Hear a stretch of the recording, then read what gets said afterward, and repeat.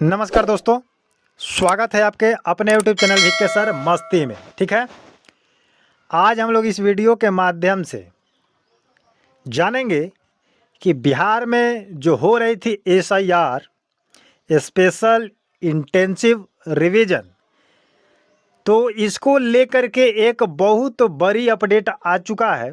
एक बहुत बड़ी कहा जाए तो खुशखबरी है, लेकिन उस खुशखबरी के साथ साथ एक दुख का खबर है। अब दोनों में से आप किस में शामिल हैं, ये आपको जानना अति आवश्यक है कि आप खुशखबरी वाले कैटेगरी में हैं या दुख भरी कहानी वाला में शामिल हैं, क्योंकि दो टाइप से निकल चुका है अपडेट। तो सबसे पहले मैं आप लोग को बताऊंगा कि एसआईआर को लेकर के जो आदेश आया है सुप्रीम कोर्ट के माध्यम से या चुनाव आयोग के माध्यम से, तो क्या कहा है स्पष्ट रूप से पूरी जानकारी मैं आपको बताऊंगा। ठीक है, तो इसमें दो टाइप से आया है।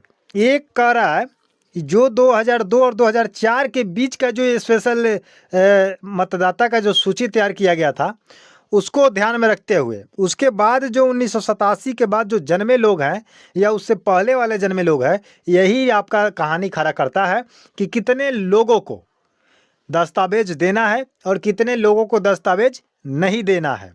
पहले आप सुनते आ रहे थे कि सभी लोगों को 11 दस्तावेज में से कोई एक दस्तावेज जमा करना है बिहार एसआईआर में। फिर उसमें आधार कार्ड को लेकर के बहस हुई कि इसमें आधार कार्ड और राशन कार्ड वोटर कार्ड को रखा जाए, तो सुप्रीम कोर्ट में बहस चली। तो आधार कार्ड को 12वें दस्तावेज में शामिल किया गया है कि 12वें नंबर पर आधार कार्ड आपका रहेगा, लेकिन 11 को जो दस्तावेज है इम्पोर्टेंट है, उसके बाद आधार कार्ड को मान्य दिया गया है सुप्रीम कोर्ट के माध्यम से। लेकिन कल के अपडेट में जो आया है, नोटिस में आया है, इसमें आपको कुछ बदलाव करके आया है कि इसमें से जो बिहार के लोग हैं चाहे भारत के जो भी हैं, आधे मतदाता को एक भी कागजात नहीं देना है। जी हाँ, आप सही सुन रहे हैं। जो 11 नियम लगाए गए थे 11 दस्तावेज को लेकर के, उसमें से आधे ऐसे व्यक्ति हैं जिनको एक भी पेपर देने की आवश्यकता नहीं है, लेकिन आधे ऐसे व्यक्ति हैं जिनको पेपर देना अनिवार्य है। अब आप सोचिएगा कि कौन से आधे लोग हैं कि देना पड़ेगा और कौन से आधे लोग हैं जिनको नहीं देना पड़ेगा। ये आपके कंफ्यूज करता होगा ये बातें। तो इसी कंफ्यूज को हम दूर करने आ चुके हैं कि जिन लोगों को नहीं देना है वो अपना जान जाए और शांति से जहाँ कहीं है अपना काम करे और रहें, और जिनको देना है वो भी जान लीजिए कि किनको देना है। चलिए वीडियो को स्टार्ट करते हैं, लेकिन आपसे रिक्वेस्ट करेंगे कि आप हमारे चैनल पर पहली बार आए हैं तो हमारे चैनल को सब्सक्राइब करके बेल आइकन को प्रेस कर लीजिएगा, ताकि प्रत्येक दिन का लेटेस्ट अपडेट आप लोगों तक पहुंच जाए और आसानी से आप खबर जान सके। तो चलिए वीडियो को स्टार्ट करते हैं। सबसे इसमें लिखा गया है सबसे पहले कि चुनाव आयोग के अनुसार एसआईआर किया जा रहा है। एसआईआर की स्थिति के अनुसार आधे मतदाता को कोई दस्तावेज नहीं दिखाने होंगे। अब इसमें कौन से आधे मतदाता होंगे, आगे मैं बता रहा हूँ आपको। आयोग ने कहा कि ज़्यादातर राज्यों में मतदाता सूची का आखिरी पुनरीक्षण 2002 और 4 के बीच हुआ था। मामला यहीं फंस रहा है कि बहुत सारे ऐसे स्टेट हैं जिसमें 2002 से लेकर 2004 के बीच एक मतदाता सूची का ड्राफ्ट तैयार किया गया था। ठीक है, तो उसी में लिखा गया है कि अगले एसआईआर के लिए इसी साल को कट ऑफ डेट आधार माना जाएगा। उसके बाद कह रहे कि जिन लोगों के नाम उस समय की मतदाता सूची में थे, उन्हें अपनी जन्म तिथि या जन्म स्थान नहीं दिखाने होंगे। यानी कि एसआईआर का कहना है, पुनरीक्षण विभाग का कहना है, चुनाव आयोग को कहना है कि जिन व्यक्तियों का नाम 2002 और 2004 के बीच में जो मतदाता सूची पुनरीक्षण किया गया था, उस लिस्ट में जिन व्यक्तियों का नाम है उनको कोई दस्तावेज दिखाने की आवश्यकता नहीं है। समझ रहे हैं? तो जितने लोग 2002 और 2020 के सूची में आ रहे हैं, चाहे वो कोई भी हो, जेंट्स हो, लेडीज हो, लड़का हो, जो कोई भी हो, 3 के डेटा में अगर आप उपलब्ध हैं तो आपको दस्तावेज नहीं देना है। 11 दस्तावेज में से कोई भी चीज़ नहीं देना है। ना आपको जन्म तिथि, जन्म प्रमाण पत्र बनवाना है, ना जन्म स्थान साबित करना है। समझ गए बात को? लेकिन किनको करना है? तो ऐसे लोगों में आधे कह रहा है कि आधे लोग को नहीं देना है। तो हो सकता है कि उन लोगों के आंकड़ा के अनुसार जो 2002 और 2004 के बीच का जो स्पेशल इंटेंसिव रिवीजन कराया गया होगा, तो उसमें क्या किया गया था कि एक सूची तैयार किया गया, तो उसमें पाया गया होगा। लेकिन बात यहाँ पर अटकती है कि 1987 के बाद जन्मे लोगों को अपना दस्तावेज दिखाना पड़ेगा।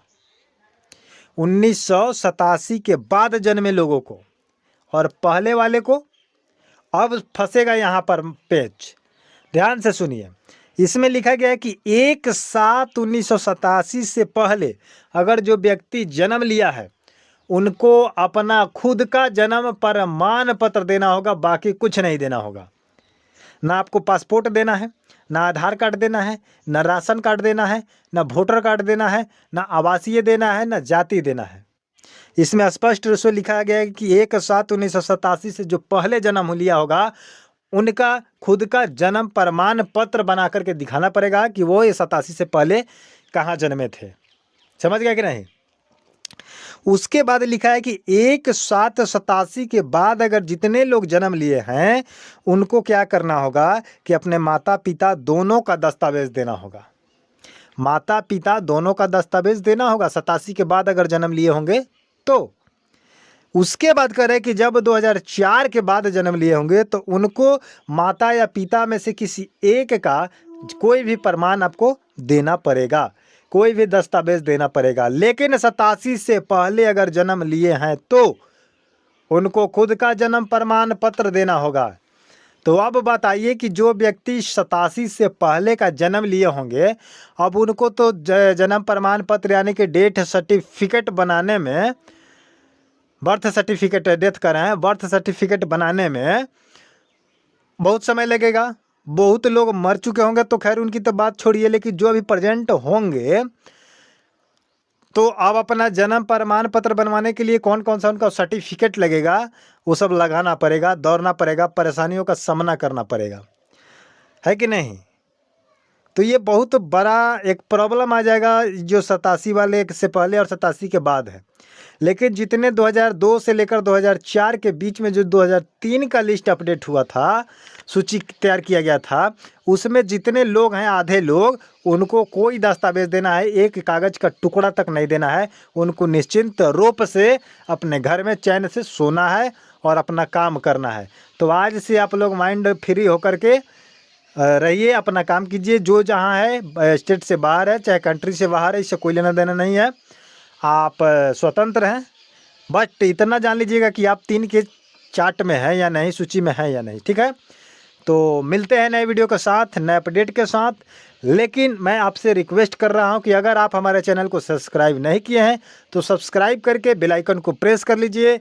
और जाते जाते बताइएगा कि जो चुनाव आयोग ने इस शर्त को लागू किया है तो क्या सही है या क्या गलत है, इस पर सुप्रीम कोर्ट को क्या कहना चाहिए। ठीक है?